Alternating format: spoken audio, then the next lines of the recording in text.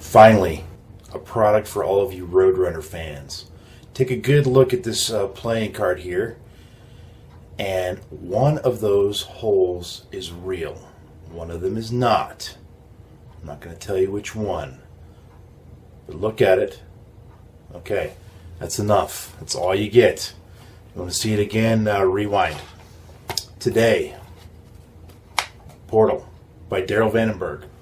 This guy's pretty clever. I reviewed his other effect, or another effect of his called Movement, which is very good as well. I gave this 4 stars, stone status of gem. Basically, the effect is a moving hole. You punch a hole. Let's see if we get a weird angle here so we don't have a reflection there. You punch a hole in the card, and then you drag the hole across. Watch the trailer, and you'll see exactly what it looks like.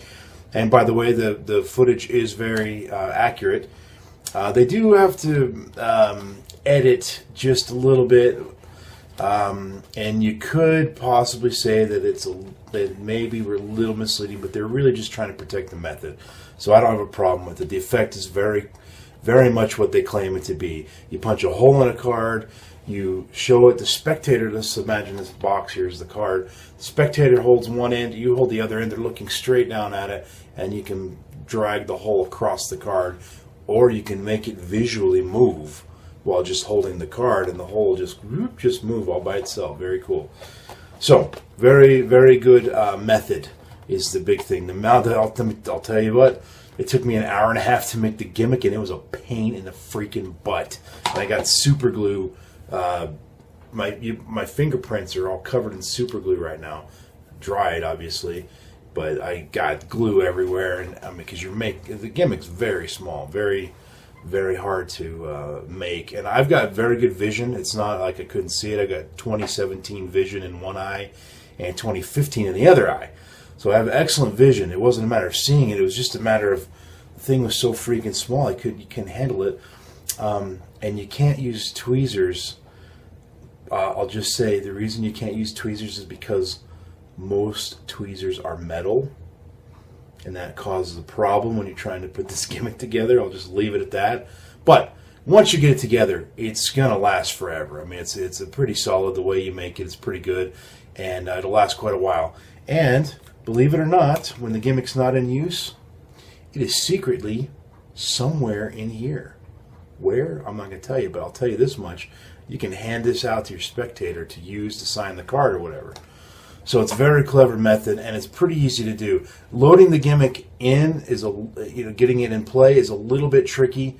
Just take some practice. But once you got it in, doing the effect is super, super simple, and it's very, very visual. Now they teach another thing that I think it's in the video trailer, where you just have a hole in the card and you pass your hand over the card, and the hole vanishes. I think that is a better effect, frankly. But again, I'm not about the effects. That's your job, whatever effect you like. But if I were going to do that, I would do that version of it where the hole vanishes. The main reason I like it better is because it looks better. The moving hole, when you see the hole move across the page, it looks a little funky, we'll say. But the vanishing hole looks like a miracle. It looks impossible. It's very, very cool. And the method is very simple and sneaky. And once you're done, you can hand the card out. They can keep it as a souvenir or whatever. So I'll tell you, my biggest complaint with this product was that there was no credit mentioned to Jay Sankey for his effect called Moving Violation. Moving Violation is basically the same effect. You punch a hole in a card, it moves across. There's a couple advantages, actually, of Jay's version.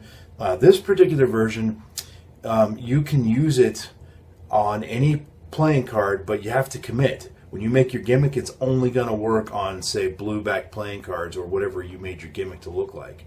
If you want to you can make another gimmick for your business cards.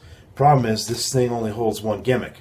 And so if you're going out and you're going to do a show, you can't have the business card one and the blue back card one and the red back card one. You have to, excuse the face coverage, I got an itch, it won't go away. You have to be committed, and you have to carry with you whatever one version you're going to be using. Jay's method is different. It's very similar. It's the same concept as this one. But the difference with Jay's is you can use it on anything, a business card, a playing card, you could use it on a dollar bill, whatever. And you don't have to have a special gimmick. The one gimmick works for all of them. Now, Jay's has a little vinyl wallet that you kind of need to do the effect, whereas Darryl Vanamburg's doesn't. So there's ups and downs. And frankly, I don't even think Jay's is available anymore. My main reason for bringing it up is just because they should have credited him, or at least mentioned him in that, and they didn't. So that kind of bugged me a little bit. But bottom line, the ad copy is very accurate. The only thing I would say, there's a couple claims in there. One, let me just check here. That the spectator can hold the card while it animates. That's true if you're also holding it too. The spectator can't just hold it and watch the whole move. You have to be holding it. You have to be holding the card to control the gimmick. But you do have 100% complete control of the gimmick.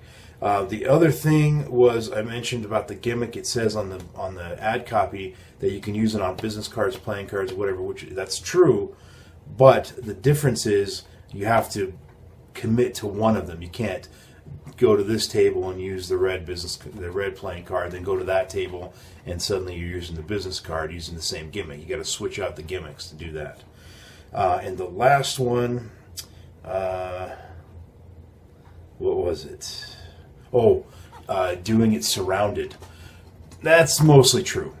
When you're loading on the gimmick, I'd be a little worried if I were fully surrounded. But once the gimmick's in play and actually doing the animation and doing the move, yeah, you can totally be surrounded. So that's enough. I already gave away way too much. I want you guys to read this stuff, not watch me talk about it. So let's move on to the real reason we're here. Random iTunes song of the moment is... oh, yeah, Ozzy. Yeah, there we go. This is... turn it down a little. This is from the Ultimate Sin album back in the 80s, man. The song's called Thank God for the Bomb. Yes, Thank God for the Bomb. It's actually quite a political... that whole album's pretty political. That particular song is just basically the idea that, thank God we've all got nukes, because that way we're all afraid to use them, because if everybody's got them, nobody will use them. That was kind of his attitude. So there you go, Mr. Political Ozzy Osbourne singing Thank God for the Bomb from the Ultimate Sin album. All right, guys. The next video I'm going to do. I'm reading a book right now. I'm not going to tell you what it is, but it's a book I'm supposed to review. So I'm about a third of the way into it. I'm hoping to be finished with it tomorrow, and that will be tomorrow's review. Or maybe it won't, and I'll just surprise you with something totally, totally different. Either way, thanks for watching. Check out the full description below, and I will see you next time. Later.